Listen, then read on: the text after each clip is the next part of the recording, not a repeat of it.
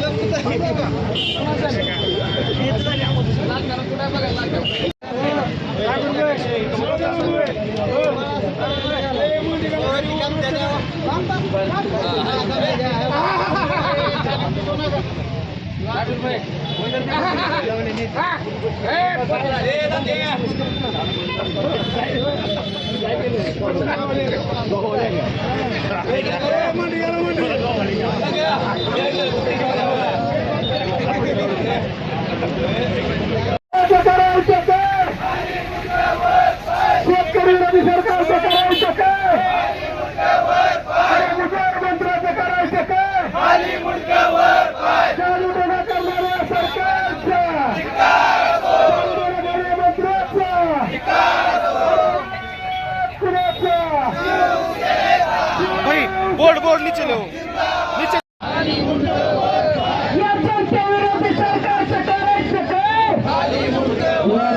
सन्माननीय आमदार शैलजा पाटील तसेच उमरगावचे आमदार सन्माननीय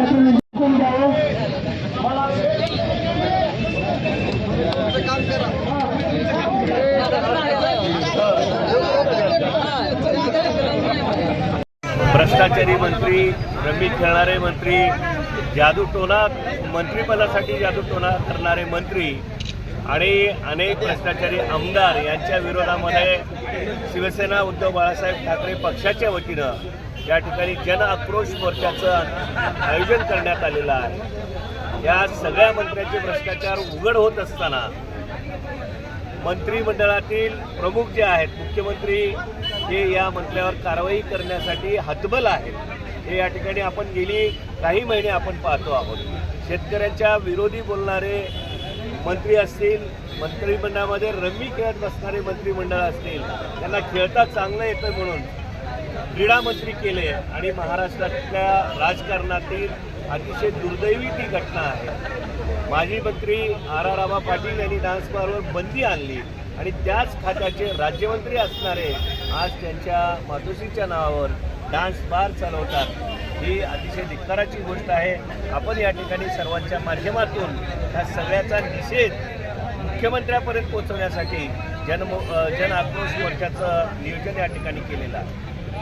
महाराष्ट्र राज्याच्या मंत्रिमंडळामध्ये कलंकित मंत्री, कोण जादूटोणा करते, कोण हनी ट्रॅपमध्ये आहे, कोण डान्स बार चालवतंय, कोण पैशाची बॅग घेऊन बसतंय, कोण रमी खेळतं। असं महाराष्ट्राच्या स्वातंत्र्य झाल्यापासून, महाराष्ट्राची निर्मिती झाल्यापासून एवढे कलंकित मंत्री कुठल्याच मंत्रिमंडळात नव्हते। तेवढे कलंकित मंत्री ह्या शिंदे, फडणवीस आणि पवार सरकारमध्ये।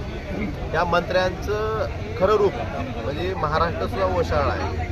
महाराष्ट्रात सर्वसामान्य माणसांना लाज वाटते की अशा प्रकारचे आपण मंत्री आपल्या मंत्रिमंडळात आहेत। मग अशा मंत्र्यावर कारवाई करायचं धारिष्ट मुख्यमंत्री का दाखवत नाही? त्यांची का हिंमत नाही की त्यांना मंत्रिमंडळातून बाहेर काढायची? हा प्रश्न विचारण्यासाठी हा जन आक्रोश आंदोलन हे शिवसेनेच्या वतीनं पूर्ण महाराष्ट्रामध्ये आमची मुख्यमंत्र्यांना विनंती आहे, आता तरी म्हणजे सर्वसामान्य माणसांना, तुम्हाला सुद्धा मतदान केलेल्या माणसांना शरम वाटेल अशी कृत्य असे तुमच्या मंत्रिमंडळात सहकार्य करत असतील तर त्यांना मंत्रिमंडळात ठेवण्यासाठी तुमची कुठलीही अडचण आहे, अशी कुठली अगतिकता आहे, बहुमत तर तुम्हाला स्पष्ट आहे, कुणाचीही आवश्यकता नसताना अशा कलंकित मंत्र्यांना मंत्रिमंडळात ठेवण्याचं कारण काय हे मुख्यमंत्र्यांनी महाराष्ट्राच्या सर्वसामान्य जनतेला सांगणं गरजेचं आहे। आणि ह्या गोष्टी समोर आणण्यासाठी पण आज महाराष्ट्रावर ते आंदोलन चालू आहे. त्या प्रकारे जनाक्रोश आंदोलन आज धाराशिव येथे जिल्हाधिकाऱ्यांसमोर करण्यात आले. तेलंगणाच्या धर्तीवर ऑनलाईन रमीला बंदी घालावी असा प्रश्न विचारला होता महसूल मंत्री चंद्रशेखर बावनकुळे यांना. मात्र राज्याला ऑनलाईन रमीपासून महसूल मिळत नाही असं ते म्हणतायत. आपण कसं पाहता याच्याकडे? काय नेमकी आपण विधानसभेत त्याच्यावर आवाज उठवला होता. काय मिळत नाही म्हणजे आता हे हास्यास्पद आहे. यात मग कशासाठी ह्याला बंदी नाही ह्याचं उत्तर दिलं देणं गरजेचं आहे. महसूल मिळत नाही ना राज्याला, तर मग बंदी का नाही?